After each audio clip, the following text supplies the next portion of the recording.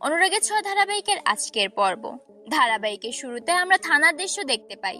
সেখানে ছবি আঁকার লোককে আনা হয়েছিল রূপার ছবি এঁকে দেওয়ার জন্য, কিন্তু সুদীপা বর্ণনা দেওয়া সত্ত্বেও লোকটি ঠিকঠাক মতো ছবি আঁকতে পারছিল না। তখন পরমা তাকে বলে, আপনি সরে যান, আমি আছি। এরপর পরমা এগিয়ে যায় এবং ঠিকঠাক মতো রূপার ছবি এঁকে দেয়। পরবর্তীতে আদিত্য তার কনস্টেবলকে বলে এই ছবিটা সব জায়গায় ছড়িয়ে দেওয়ার জন্য আর ছবির নিচে রূপার নামটা লিখে দেওয়ার জন্য।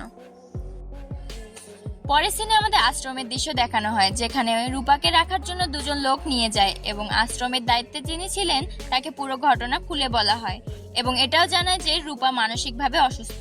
একথা শোনার পরে আশ্রমের দায়িত্বে থাকা মহিলাটি লোক দুটোকে আশ্বাস দেয় রূপার কোনো অযত্ন এখানে হবে না। কেউ যদি তার খোঁজ করতে আসে তো উপযুক্ত প্রমাণ দিয়েই তাকে নিয়ে যেতে হবে। এরপরে রূপাকে ভেতরে পাঠিয়ে দেওয়া হয়।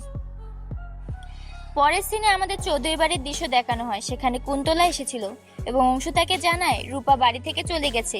কুন্তলা অভিনয় করে বলতে থাকে, চলে গেছে ভালো হয়েছে, কিন্তু তাকে যদি পেতাম আমার সাথে নিয়ে যেতে পারতাম। অংশু রেগে গিয়ে বলে, ওই মহিলা চলে গেছে, আপদ বিদায় হয়েছে, ওনার জন্য বাড়ি শুদ্ধ লোক নেমে পড়েছে তাকে খোঁজার জন্য। ঠিক সেই সময় সেখানে আদিত্য এবং বাকিরা চলে আসে। আদিত্য এবং অভ্র গায়ত্রীকে জিজ্ঞেস করতে থাকে রূপা কি করে বাড়ি থেকে চলে গেল। সে তো একজন ভবঘুরে, তার তো কিছু মনে নেই, সে একা একা তো বেরোতে পারে না।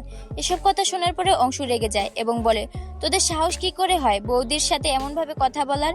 ওই মহিলার জন্যই কত অশান্তি এই বাড়িতে। এরপর অংশু সুদীপাকে দোষারোপ করতে থাকে এই বাড়িতে রূপাকে নিয়ে আসার জন্য।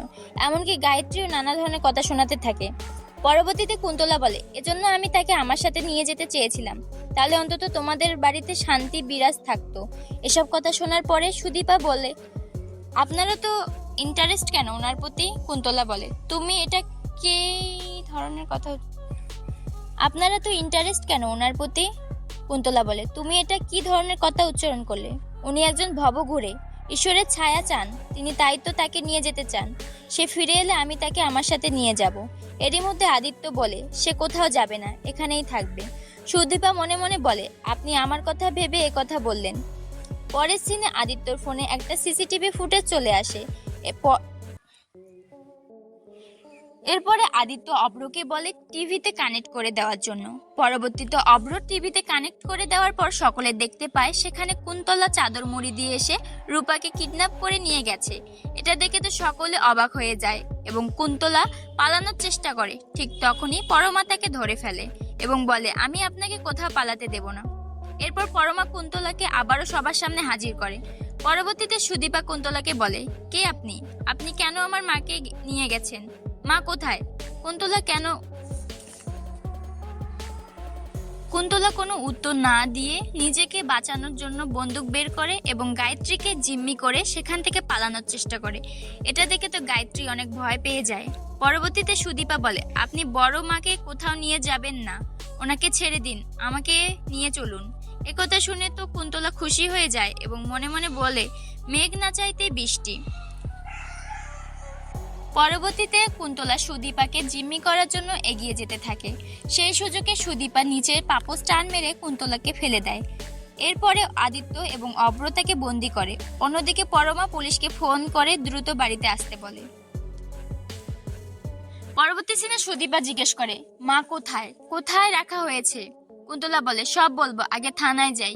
এরপর থানা থেকে পুলিশ আসে এবং কুন্তলাকে ধরে নেয়। পুলিশ কুন্তলাকে নিয়ে যাওয়ার সময় সে পুলিশের কোমর থেকে বন্দুকটা বের করে সুদীপার উপরে আবারও অ্যাটাক করে। দুর্ভাগ্যবশত সুদীপার হাতে বন্দুকের কিছুটা আঁচ লেগে যায়। এরপরে সবাই যখন সুদীপাকে নিয়ে ব্যস্ত হয়ে পড়ে যায়, সেই সুযোগে কুন্তলা পালিয়ে যায়। পরের সিনে আদিত্য সুদীপার হাতে ব্যান্ডেজ করে দেয় এবং তার অবস্থা খারাপ দেখে হসপিটালে নিয়ে যাওয়ার প্রস্তুতি নেয়। তখন গায়ত্রী আদিত্যকে বলে, যে করেই হোক সুদীপাকে বাঁচিয়ে এ বাড়িতে ফিরে আনতে হবে।